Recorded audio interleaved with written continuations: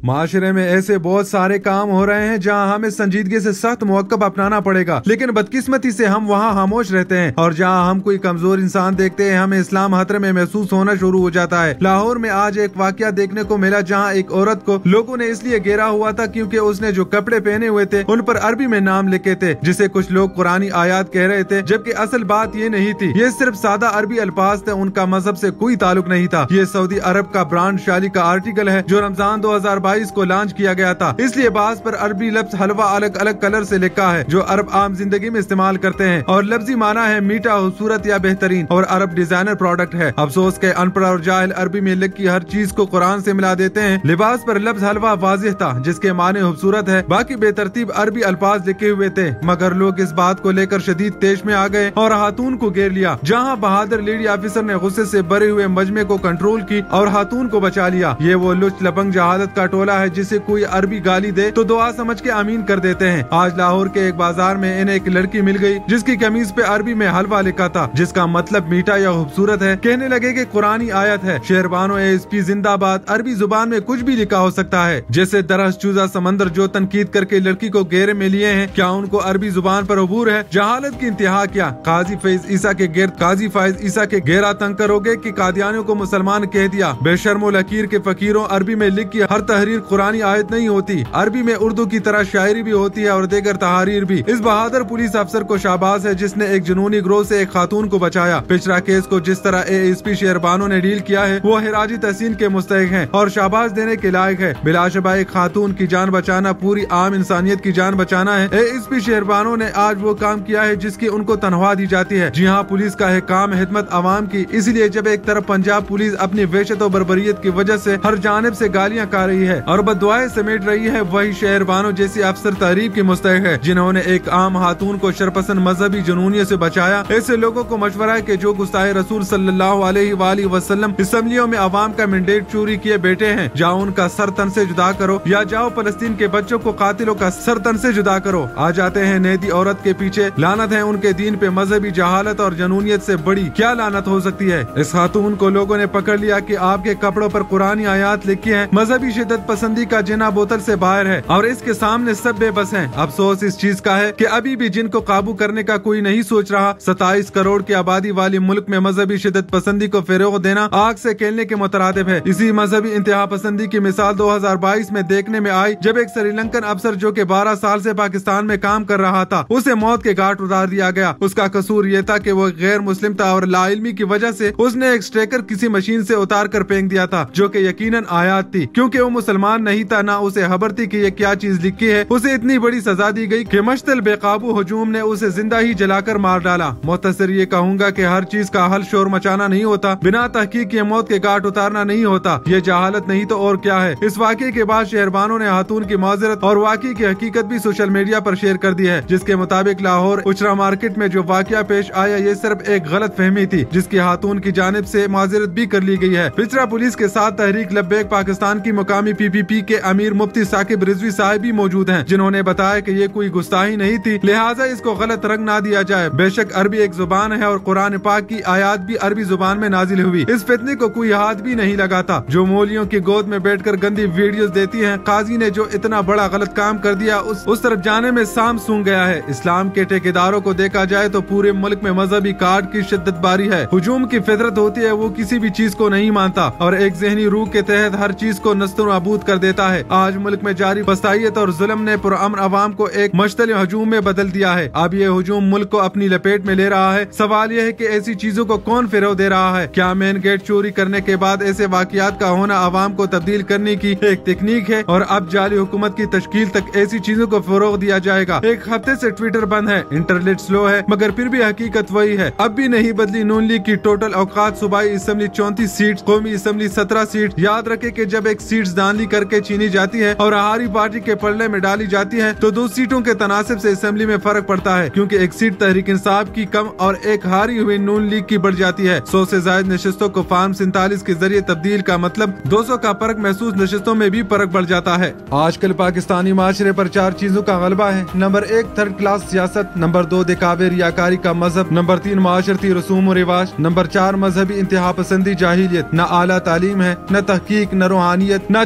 اخلاق نہ لٹریچر نہ آرٹ، ایک زوال یافتہ معاشرہ ہے جو اسی لیے غلامی کا ٹوکن گلے میں ہے کیونکہ یہ جاہل ان پڑھ ہے۔ ایک عربی واش روم میں کسی دوسرے عربی سے موبائل پر بات کر رہا تھا، اتنے میں ایک پاکستانی نے دروازہ توڑ کر عربی کو مارنا شروع کر دیا۔ لوگوں نے بیچ بچاؤ کروا کر پاکستانی سے پوچھا کیا ماجرا ہے؟ وہ بولا یہ کمبخت واش روم میں تلاوت کر رہا تھا۔ عمر شریف نے صحیح کہا تھا، ہمارے لوگ سعودیہ جا کے بیت الخلاء کی تختی چومتے ہیں، یہ وہ جاہل قوم ہے جو حج پہ جاتی اور عربی اخبار اور اشتہارات اٹھا کے چومتی۔ یہ لوگ عربی زبان میں لکھ کے گانے، شاعری، لطیفے، حتیٰ کہ گالیاں بھی چوم سکتے ہیں، بلکہ تعویذ بنا سکتے ہیں۔ ضرورت اس بات کی ہے کہ مذہب کو سمجھے۔